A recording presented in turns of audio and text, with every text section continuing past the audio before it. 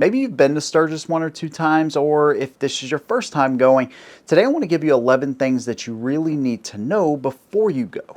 I want to give you some things that you need to know and some things you may not expect to run into while you're out there, some things to avoid as well. So if this video helps you out in any way at all, consider subscribing and hit your notifications. Let's go and get into it. Now, I do want to say that a lot of the footage that you're going to see from Sturgis is actually provided by my buddy over at Riding in the Ozarks. I had an opportunity to meet Mike earlier this year when we went to the Harley-Davidson press event. Super cool dude, super humble as well. And so big thanks to him for providing some of this footage, and I would check out his channel because he is also a Harley-Davidson creator. I'll leave a link to his channel in the description box of this video. Now, if you're familiar with my channel, you may say, hey, isn't this just your first time going to Sturgis? So how the hell do you know what you're talking about? And at that point, I would say, well, fortunately, I have a friend that has been there before. So I was able to bounce some things off of him. I was able to pull some things from the Buffalo Chips website. I was able to pull some things from other articles that I read as well. So hopefully, again, this will help you out and make your trip a lot less stressful, and you can have the best time of your life out here. Having two communities here on the platform is honestly a blessing, but finding a way to combine these channels in a way under one umbrella has been a little bit more difficult. And so that's why I've been working on Hegshot Nation, which is our communities app, right? It's mine, it's yours. It's a place where not only can you watch early access videos, but you will also have access to courses, things that I could never put here on the platform, especially today, considering what YouTube does, especially in the firearm space. So besides the early access videos and courses, it also gives you an opportunity to ask me questions, right? So it's something we could do Q&As on once we get enough questions in there. If you want to send me a message, if you have a request, right, and I can meet that request, then I will absolutely do it. Or if I start seeing the same request over and over, now I have it all in one place. And you start your own thread, you can, do whatever you want on there and reach out. And to me, it is the best way for us to kind of keep everything together in that way. But also everything is separated too. So if you don't want to see gun videos, for instance, you just want to see bike videos, well, you can absolutely watch all of those. It allows me to do some things that I otherwise wouldn't be able to do here on the platform. And of course, it also gives us a buffer, especially in the firearm space here on YouTube, to breathe and to grow, because I see the writing on the wall when it comes to that. So what I did is I set up a 30-day free trial. So you don't feel like you've been outed anything. If you don't see the value in it, then you can cancel anytime. If you decide to stay, $9.97 a month. I think you guys are really going to love this, and I'm excited to see where this can take our communities under one umbrella and allow us to do things that we've never been able to do up to this point. Super excited to see where this goes. I hope that you enjoy it as well. First thing you want to know is exactly how many people go to this. Obviously it's a lot, but there's some years where there's a lot more than others. And the last time they had a record year was the 75th anniversary, which was in 2015. When you go back to 05, which was the 65th, they had, over 500,000 people then, which was a pretty big number for that period of time. So it seems like every decade, 65th, 75th, 85th, you have a lot more people that show up. Even the year 2000, which obviously turned a millennium, you have a lot of people that showed up then too. So anytime you have like these major milestones, it seems like you're going to have more people. So if you're going this year, I would expect to have a little less people than what you'll see next year. Obviously, there's people that go every single year. There's some people that may only have gone once. This may be your only time ever going to Sturgis. So I expect that there's going to be less people there. But keep in mind, when I say less people, that's not going to mean that it's going to be like slow or anything like that. You're still talking about at least 500,000 people. So expect some delays, expect some long lines, and, expect that there's going to be some traffic. Now, maybe you'll want to actually get some riding in before the majority of the people get there. Keep in mind, the actual dates of the rally are the 2nd through the 11th of August. So depending upon where you stay, you may be able to get early bird passes, and this will allow you to get some riding in before the majority of the other riders get there. So you'll get a chance to, actually, maybe see some more stuff or just deal with a little less traffic. Now keep in mind, this is a big sprawling place. So some may go to Devil's Tower, others will go to Mount Rushmore, others will just go wherever they want. Others will go to Deadwood, others will, whatever. I mean, this is a big place. So there's enough room, obviously, for everybody, plus some, but inside of the campgrounds, and especially when the rally's going on during the daytime, obviously there's going to be more traffic. So it may be beneficial to you to go a little bit earlier. Now, the Buffalo Chip seems like the place to stay from my research, right? This is kind of known as the party place for Sturgis. So if you like something a little bit more secluded, not as loud, not as many shows, maybe that's not your thing at all, you may want to find somewhere else. And hey, if you've been going for a long time, you may or may not want to share some of that information. That's totally up to you, and I understand either way. But these, I'm sure, are things that, time and just going more and more will kind of tell you, oh, this might be a better option. But if you want the concerts, you want the place where the party will be, the Chip is the place to stay. Now, keep in mind, with the Buffalo Chip, the prices are only going to increase as we get closer to the actual rally dates. For instance, my buddy bought a pass back in, I think, March, maybe April, and his was from, the 29th through the 11th, I think was like $525. When I went to go purchase mine recently, it was like $550 or $540, plus taxes, of course, so well over $600. So it's only going to increase the closer you get there. Now, you don't have to buy a pass that covers the entire day. You can get, I think they have 3-day passes, they have individual day passes, so you'll be able to see a show, and of course everything is covered there, meaning when you buy a pass to the Chip, everything inside of the Chip, as far as shows and things like that, are covered with that pass.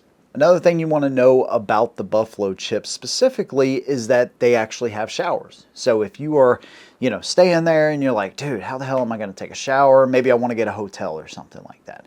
Now, obviously, hotel prices are going to skyrocket during this period. This is the time where the town of Sturgis makes the most amount of money. So everybody is looking to capitalize while you're there. And that's just the way it is, right? You're talking about a town of like 7,000 people.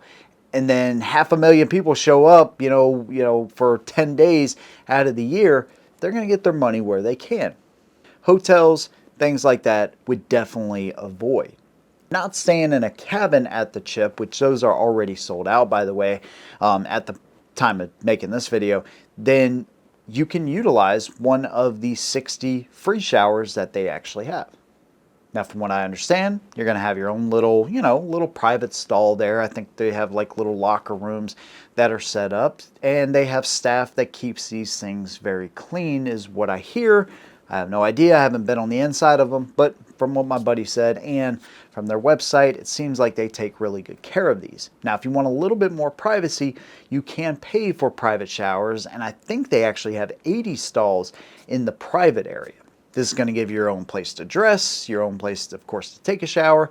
It's open from like 6 a.m. to 8:45 p.m., so you got plenty of time to take showers in the private facilities. And I want to say it's $95 to utilize that for the entirety of the trip. I think maybe from the 29th through the 10th is when you can utilize the private showers. Now, there's lots of ways that you can camp. We talked about the cabins. Again, those are already sold out. If you bring your own RV, there's a bunch of dry areas. So there's, no water, no sewer, nothing like that. No electricity even. So that's something you want to keep in mind. At these dry areas, you're going to want to bring, a generator.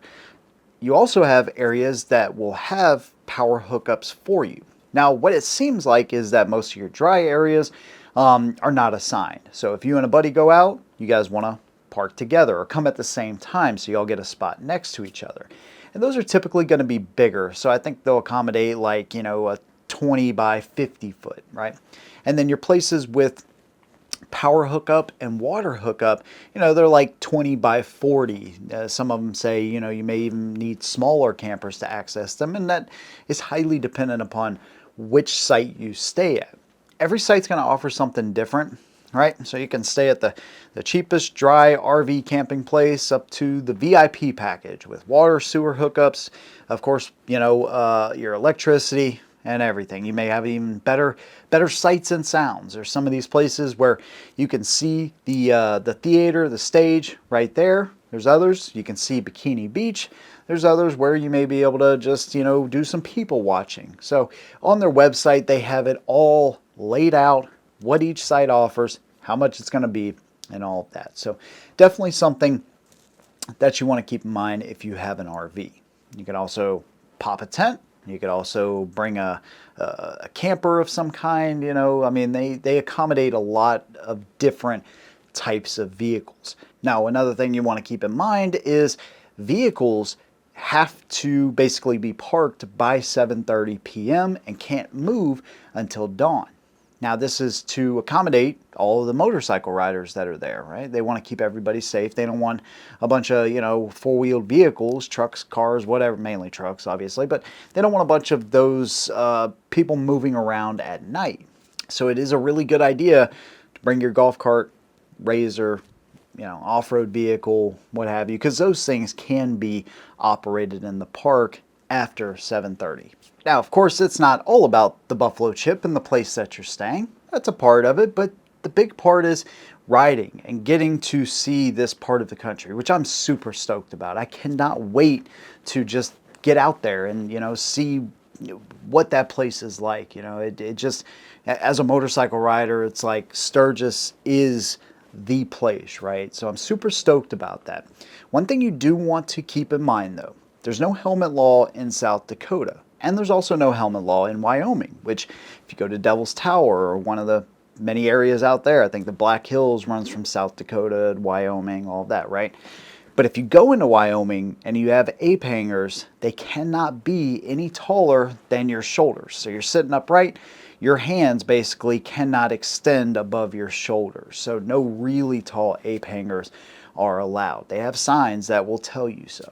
So just something you want to keep in mind if you cross states into Wyoming. Another thing to keep in mind is in the town of Sturgis, once you get close to any of your campgrounds and in the town especially, it's going to be 35 miles per hour.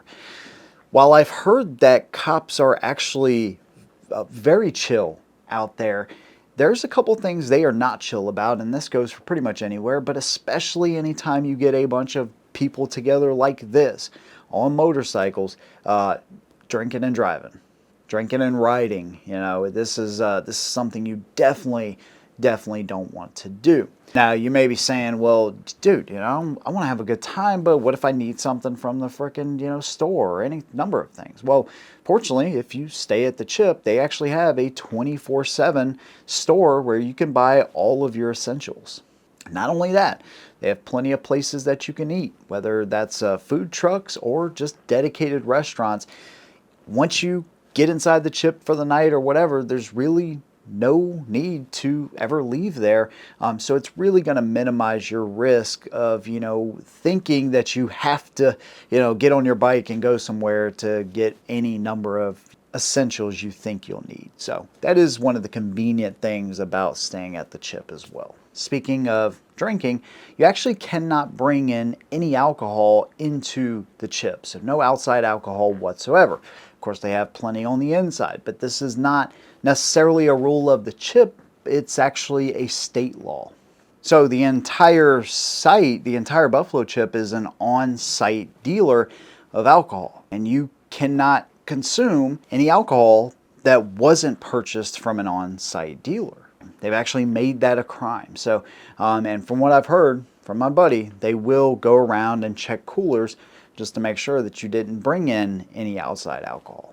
Another thing that you're going to want to be comfortable with when you go out there is riding on dirt, riding on some gravel, also slow speed, right? We talked about how many people are actually going to be there, so slow speed is going to be crucial, and those skills are going to be crucial until you can get out of the town of Sturgis or the Chip or wherever you're staying. So being comfortable with slow speed and being on, different things other than just regular pavement is something that you'll want to consider. And of course, another thing is the cell phone service out there might not be as good depending upon the carrier you have.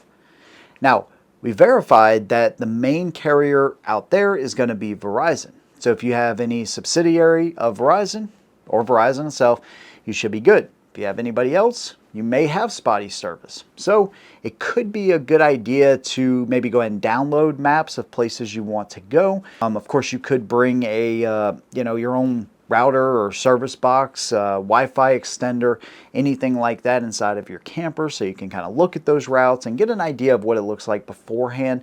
You start going on some of these trips and you have no service. You definitely want to make sure you have some kind of a backup, even if it's a physical map. I know that sounds crazy, but having that GPS on your motorcycle as well might be something that you want to consider before you head out.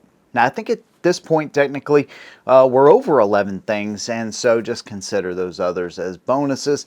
And if you have anything that you've learned from Sturgis, in past years, feel free to leave that stuff down below. If you feel like there's something that I left out that is super important, leave that stuff too, because I can most definitely make a part 2 to this video. I already have some other ideas for something else, so if you want to leave something of your own, feel free to do that, and I might include it in the next video. Big thanks to you guys. See you in the next one, and as always, hold them down.